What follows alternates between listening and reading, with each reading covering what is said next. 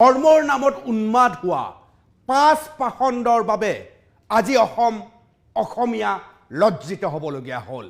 এই পাঁচ পাখণ্ডৰ ধৰ্মৰ উন্মাদনাৰ বাবে আজি মা কামাখ্যাৰ গাত দাগ এটা লাগিল। হয় প্ৰিয় দৰ্শক, ইতিমধ্যে আপোনালোকৰ অৱগত মা কামাখ্যাত নৰবলি সম্পন্ন হৈছিল। সমগ্ৰ তথ্য 2019 চনৰ পৰা কোনো এজন অসমীয়াই বিশ্বাস কৰা নাছিল যে ঐতিহাসিকভাৱে স্বীকৃত কামাখ্যাত নৰবলি সম্পাদন হৈছে। কোনোৱে স্বীকাৰ কৰা নাছিল। আনকি কামাখ্যাৰ দেৱোত্তৰ সমিতিও বাৰে বাৰে কৈছিল এয়া নৰবলি নহয়, কোনোবাই হত্যা কৰি এই মৃতদেহ থৈ আহিছিল কামাখ্যাত। ইয়াৰ পিছত CBI তদন্ত আৰম্ভ হ'ল আৰু এই তদন্তৰ আজি অন্তিমখন আমাৰ সন্মুখত আহি পৰিল। গুৱাহাটী আৰক্ষী আয়ুক্ত দিগন্ত বৰাৰ সেই চাঞ্চল্যকৰ সংবাদমেল, আৰু এই সংবাদমেলতে গম পোৱা গ'ল মা কামাখ্যা অৰুণাচল নীলাচল পাহাৰত আজি সেই ঘটনাই সংঘটিত হ'ল যি ঘটনা অসমীয়া সংস্কৃতিৰ সম্পূৰ্ণ পৰিপন্থী। নৰবলি সম্পাদনা কৰা হ'ল অতি কৌশলগতভাৱে, ষড়যন্ত্ৰভাৱে। ভূতনাথত সেই বিপৰ্যয়ৰ প্ৰথমখন ছবি অনাৰ পিছত লাহেকৈ দুভাগ নিশা কোনো গম নোপোৱাকৈ কামাখ্যা মন্দিৰত সেই কাম সম্পাদন কৰা হ'ল। সমগ্ৰ অসমীয়াৰ নাম লজ্জিত কৰিলে বাহিৰৰ পৰা অহা পাঁচ পাখণ্ডই। মই মূল কথাখিনি আপোনালোকক পোনপ্ৰথমে দেখুৱাই ল'ব বিচাৰিছোঁ সমগ্ৰ তথ্য। কিয় কামাখ্যাত দিয়া হৈছিল নৰবলি প্ৰশ্ন? 4 বছৰৰ পিছত কামাখ্যাৰ নৰবলিৰ ৰহস্যৰ ওৰ পৰিল। গুৱাহাটীৰ আৰক্ষী আয়ুক্ত দিগন্ত বৰাৰ বিস্ফোৰক সংবাদমেল, কেইবাটাও কথা ইয়াত সংযোজন হৈছে, প্ৰশ্ন উত্থাপন হৈছে। ভূতনাথৰ পৰা মাজনিশা কেনেকৈ মহিলাগৰাকীক অনা হৈছিল কামাখ্যালৈ, যিগৰাকী মহিলাক মুণ্ডচ্ছেদ কৰা হৈছিল। নৰবলি দিবলৈ বিশাল দাখন ক'ত কিনিছিল নৰবলিৰ অপৰাধী গেংটোৱে? আৰু এই গেং কোনো অসমৰ নহয়। ভূতনাথত গভীৰ নিশালৈ কি পূজা কৰিছিল নৰবলি প্লেনিং কৰোঁতাসকলে? এক গুৰুত্বপূৰ্ণ প্ৰশ্ন। কিয় কামাখ্যাত দিয়া হৈছিল নৰবলি? কোন কোন জড়িত আছিল নৰবলিৰ অপৰাধী গেংটোত? এয়া হৈছে অপৰাধ, আৰু এয়া ধৰ্মৰ নামত এক অপৰাধ, আৰু এই অপৰাধে অসমৰ মান তললৈ নিছে। নৰবলি দিবলৈ মহিলাগৰাকীক ক'ৰ পৰা অনা হৈছিল এক ডাঙৰ প্ৰশ্ন। কেইবাটা প্ৰশ্নৰ উত্তৰ আজি গুৱাহাটী আৰক্ষী আয়ুক্ত দিগন্ত বৰাই দিছে। অত্যাধিক সুৰাপান আৰু পূজা পাঠ কিমান সময়লৈ চলিছিল ভূতনাথত? ভূতনাথত অত্যাধিক সুৰাপান হৈছিল আৰু পূজা অৰ্চনা চলিছিল। নৰবলি ৰহস্যৰ এটা পৃষ্ঠা লুটিয়ালে গুৱাহাটীৰ আৰক্ষীয়ে। কামাখ্যা দেৱোত্তৰ বৰ্ডে কামাখ্যাৰ নৰবলিক অস্বীকাৰ কৰিছিল কিয়? এই কিয়টোৰ এক ডাঙৰ প্ৰশ্ন। কিয় অস্বীকাৰ কৰিছিল সেই সময়ত? ভূতনাথত গভীৰ নিশা হ'লেই তান্ত্ৰিকৰ উন্মাদ আচৰণ কেনেকৈ সম্ভৱ? ই এক ডাঙৰ প্ৰশ্ন। শ্মশান ঘাটত উন্মাদ আচৰণ, গুৱাহাটীৰ শ্মশান ঘাটত দুষ্কাৰ্য সংঘটিত কৰা স্থান হিচাপে পৰিগণিত কৰা হৈছে নেকি? ক'ৰবাত আমাৰ দুৰ্বলতা ৰৈ গৈছে নেকি? 4 বছৰৰ পিছত কামাখ্যাৰ নৰবলি ৰহস্যৰ ওৰ পৰিল। হয়, কামাখ্যাৰ দেৱোত্তৰ সমিতিয়ে সেই সময়ত 100% ইয়াক অস্বীকাৰ কৰিছিল আৰু কৈছিল যে এয়া নৰবলি নহয়, কোনোবাই মৃতদেহ আনি পেলাই দিলে। অকল দেৱোত্তৰ সমিতিয়ে নহয়, কামাখ্যা আমাৰ সপোন, কামাখ্যা আমাৰ বুকুৰ স্পন্দন, কামাখ্যা আমাৰ কাৰণে এক পুৰাতন সংস্কৃতি, কামাখ্যা আমাৰ কাৰণে এক ঐতিহাসিক সত্য। সেইবাবে আমি কামাখ্যাত এনেধৰণৰ কথা হ'ব পাৰে সেয়া আমি কোনো বিশ্বাস কৰা নাছিলোঁ। সমগ্ৰ অসমীয়াই বিশ্বাস কৰা নাছিল। কিন্তু এই পাঁচ পাখণ্ডই, মই দৃশ্য আপোনালোকক দেখুৱাইছোঁ, এই পাঁচ পাখণ্ড ধৰ্মৰ নামত উন্মাদ, এই পাঁচ পাখণ্ড য'ৰ মাষ্টাৰ মাইণ্ড হৈছে এইজন লোক। মাষ্টাৰ মাইণ্ড হ'ল এইজন লোক। এই পাঁচ পাখণ্ডই সমগ্ৰ নৰবলিৰ প্লেনিং কৰিছিল। আৰু আটাইকেইজন অসমৰ মানুহ নহয়, অসমৰ বাহিৰৰ পৰা অহা মানুহ। আৰু মহিলাগৰাকীও অসমৰ নহয়, অসমৰ বাহিৰৰ। মই সমগ্ৰ বৰ্ণনা আপোনালোকক দিম। কিন্তু ধৰ্মৰ নামত উন্মাদ এচাম মানুহ, কি হিন্দু ধৰ্ম, কি মুছলিম ধৰ্ম কি খ্ৰীষ্টান ধৰ্ম ধৰ্মৰ নামত উন্মাদ এছাম এনে ধৰণৰ মানুহে কলুষিত কৰি গ'ল অসমৰ মাটি কলুষিত কৰিলে এনে এখন স্থানক যিখন স্থানক বিশ্বৰ সকলো মানুহে জানে বিশ্বৰ বিভিন্ন স্থানৰ পৰা ভাৰতবৰ্ষৰ বিভিন্ন স্থানৰ পৰা ৰাজনীতিয়ে হওক বলিউডে হওক ক্ৰীড়া জগতৰ মানুহে হওক যি মানুহ অসমলৈ আহে প্ৰথমবাৰৰ বাবে পূজা কৰিবলৈ মাক পূজা কৰিবলৈ আহে এইখন কামাখ্যালৈ আৰু এই কামাখ্যাত এই পাঁচ অপৰাধীয়ে এনে এটা কাৰ্য সংগঠিত কৰিলে যি কাৰ্য অসমৰ বাবে এক দিবা স্বপ্ন কোনো কাৰণত অসমত নৰবলিক আমি সমৰ্থন নকৰোঁ আগতেও কৰা নাই এতিয়াও নাই কৰা অসমৰ সংস্কৃতিৰ ভিতৰতে নৰবলি নপৰে কিন্তু এই পাঁচ পাখণ্ডই কলুষিত কৰি গ'ল সমগ্ৰ অসমখনক ই কেনেকৈ সম্ভৱ হ'ল আটাইতকৈ ডাঙৰ প্ৰশ্ন কেনেকৈ এই পাখণ্ডই ধৰ্মৰ অজুহাত পূজাৰ অজুহাত দেখুৱাই এগৰাকী মহিলাক লৈ আহিলে ভূতনাথত গভীৰ নিশা ভূতনাথত মাছ নিশা মদ খাই পূজা কেনেকৈ কৰিবলৈ সুবিধা পালে ইমান নিৰাপত্তা আমাৰ দুৰ্বল নে আৰু সেই গভীৰ নিশাই মহিলাগৰাকীক মদ খুৱাই বেহুচ কৰি কামাখ্যালৈ লৈ গ'ল আৰু কামাখ্যাত বেহুচ মহিলাগৰাকীক শিৰচ্ছেদ কৰা হ'ল আজি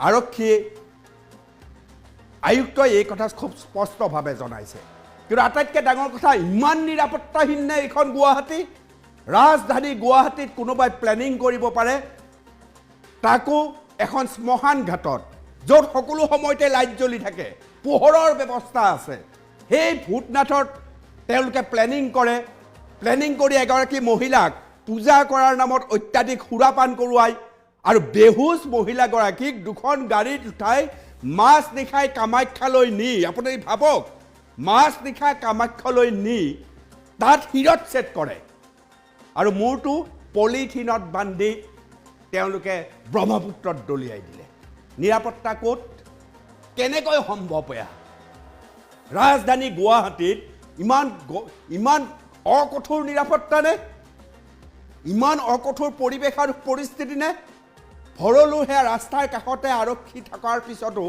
কেনেকৈ ভূতনাথত এই পাঁচ পাখণ্ডই ধৰ্মৰ নামত বেভিচাৰ আৰম্ভ কৰে ধৰ্মৰ নামত অসমৰ মান সন্মান নষ্ট কৰে দুপৰ নিশালৈ কেনেকৈ মদ খাই পূজা কৰি থাকিব পাৰে এগৰাকী মহিলাক কেনেকৈ মদ খুৱাব পাৰে আৰু মদ খোৱা মহিলাগৰাকীক গভীৰ নিশাই দুখন গাড়ীত উঠাই কামাখ্যালৈ কেনেকৈ লৈ যাব পাৰে ক'ত অপৰাধী কেনেকৈ হাৰি যাব পাৰে ই আটাইতকৈ ডাঙৰ প্ৰশ্ন আৰু এই ডাঙৰ প্ৰশ্নৰ আজি সদুত্তৰ দিছে গুৱাহাটীৰ আৰক্ষী আয়ুক্ত দিগন্ত বৰাই সমগ্ৰ ঘটনাৰ বৰ্ণনা দিছে আপোনালোকৰ নোম ডাল হৈ পৰিব সমগ্ৰ ঘটনা শুনিলে হিহৰি উঠিব আপুনি ইমান ডাঙৰ প্লেনিং ইমান কৌশলগতভাৱে ধৰ্মৰ দোহাই দি এগৰাকী নাৰীক শিৰচ্ছেদ কৰা হ'ল এগৰাকী বাহিৰৰ নাৰীক আনি বাহিৰৰ মানুহে মিলি জুলি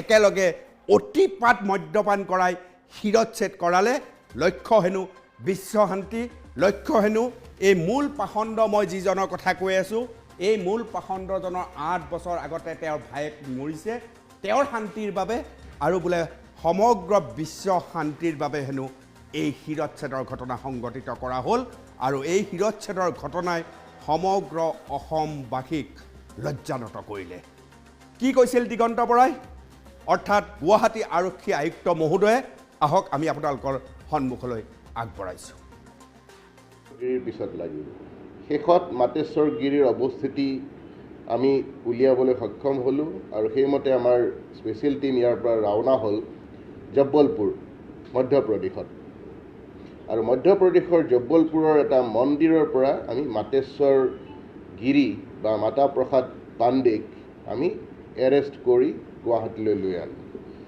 আৰু এই মাতেশ্বৰ পাণ্ডেৰ যি আমাৰ ইণ্টাৰগেশ্যন চলিলে সেই ইণ্টাৰগেশ্যনৰ ভিত্তিত আৰু আমি কেইজনমান একিউজক আমি এৰেষ্ট কৰিবলৈ সক্ষম হওঁ তাৰ ভিতৰত এজন আছে সুৰেশ পাছৱান সুৰেশ পাছৱান, তাৰপিছত কানু আচাৰ্যী ওৰফে কানু তান্ত্ৰিক, ৰাজু বাবা ওৰফে ভায়াৰাম মাৱৰীয়া আৰু প্ৰদীপ পাঠক ওৰফে দীনেশ ওৰফে ৰাজু।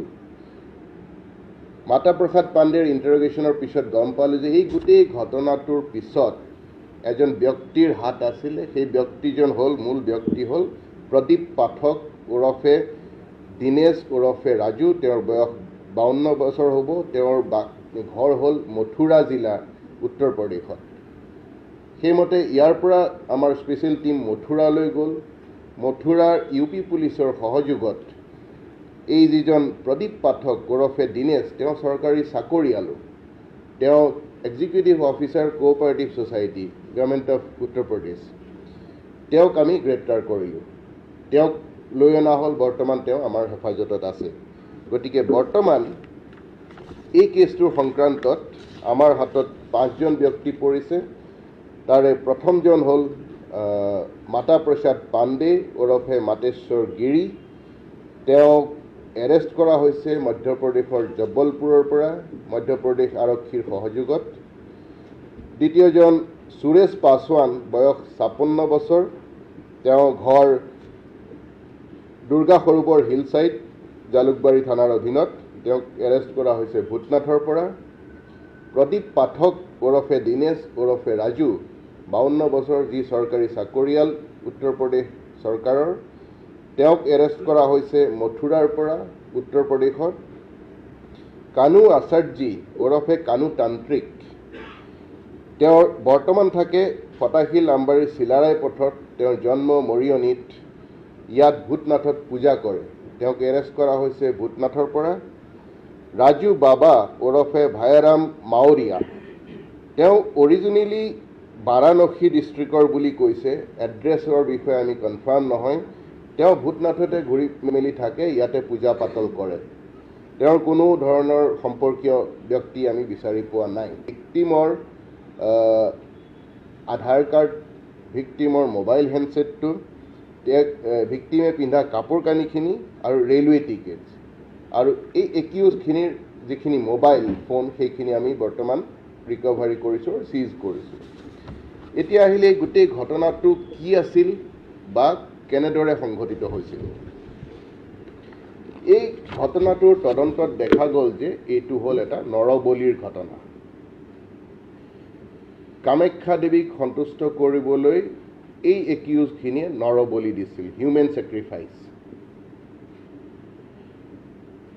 প্ৰদীপ পাঠক ওৰফে দীনেশ, তেওঁ এই ধৰণৰ তান্ত্ৰিক কিছুমান ঘটনাত বিশ্বাস কৰে আৰু খুব বেছি অন্ধবিশ্বাসী। তেওঁৰ ভাতৃ নাগা সাধু আছিলে আৰু তেওঁ এই ঘটনাৰ 11 বছৰ আগতে, সেই 18 তাৰিখেই মৃত্যু হৈছিলে। প্ৰদীপ পাঠকৰ লগত এজন আৰু সাধু দিল্লীৰ মানে নৰ্থ ইণ্ডিয়াৰ ফালৰ অম্বুবাচী মেলালৈ আহিছিলে। এই সাধুজন আৰু প্ৰদীপ পাঠকৰ সম্পৰ্ক হয়। বেংগলৰ পৰা এজন সাধু আহিছিলে, যাৰ লগত ভিক্টিমগৰাকী আৰু দুগৰাকী মহিলা আহিছিলে। তেওঁলোকে ভূটনাথত লগ পাই তেওঁলোকে এই গোটেই হিউমেন ছেক্ৰিফাইচৰ ঘটনাটোৰ প্লেনিং কৰে আৰু সেইমতে 18 তাৰিখে দিনৰ ভাগতে তেওঁলোকে এই শিৰচ্ছেদ কৰিবলৈ এখন দা কিনি লয় আৰু সেইখন ফেঞ্চি বজাৰৰ পৰা কিনে। আৰু সন্ধিয়া তেওঁলোকে পূজাৰ প্লেনিং কৰে আৰু যেতিয়া পূজা ভূটনাথত কৰিব যায়, তেতিয়া তেওঁলোকে গম পায় যে তাত পূজা পাতল কৰে এই কানু তান্ত্ৰিক ওৰফে কানু আচাৰ্যী বুলি যিজন মানুহ। আৰু সেইমতে আমি এতিয়ালৈকে গম পোৱা মতে তাত 12জন মানুহৰ উপস্থিতি আছিলে। ভূটনাথৰ মধ্যৰাতি যিটো শ্মশানত পূজা হৈছিলে, তাতে সুৰেশ পাছৱান, যি ভূটনাথৰে, গুৱাহাটীৰে, প্ৰদীপ পাঠক, যি মথুৰাৰ, তেওঁৰ লগত অহা সাধু বাবাগৰাকী, বেংগলৰ পৰা অহা সাধু বাবাগৰাকী আৰু বেংগলৰ পৰা অহা ভিক্টিম, আৰু লগত আৰু এগৰাকী মহিলা ৰাজু বাবা, যি ভূতনাথতে থাকে এই গোটেইখিনি মিলি আৰু তাত সেই পূজাত কেইজনমানে অংশগ্ৰহণ কৰিছিলে আমি এতিয়াও আইডেণ্টিফাই কৰিবলৈ সক্ষম হোৱা নাই কেইজনমানক গতিকে আমি নাম ক'ব পৰা অৱস্থাত নাই তেওঁলোকে তাতে পূজা কৰে আৰু সেই পূজা তেওঁলোকে কোৱা মতে সেইটো কপালী পূজা কৰে আৰু সেই কপালী পূজা কৰিছিলে সেই প্ৰদীপ পাঠক ওৰফে দীনেশৰ ভাতৃৰ সোৱৰণত আৰু বিশ্ব শান্তিৰ কাৰণে বুলি তেওঁলোকে কোৱা মতে আৰু তেতিয়া যিগৰাকী ভিক্টিম তেওঁক যে বলি দিব সেইটো আগতেই তেওঁলোকে ঠিক কৰি লৈছে আৰু সেইকাৰণে এই ভিক্টিমগৰাকীক তেওঁ নাজানে আমি এতিয়ালৈকে তদন্তত যি পাইছোঁ এই ভিক্টিমগৰাকীয়ে নাজানে যে এইখিনি প্লেনিং চলি আছে তেওঁক লৈ পেলাই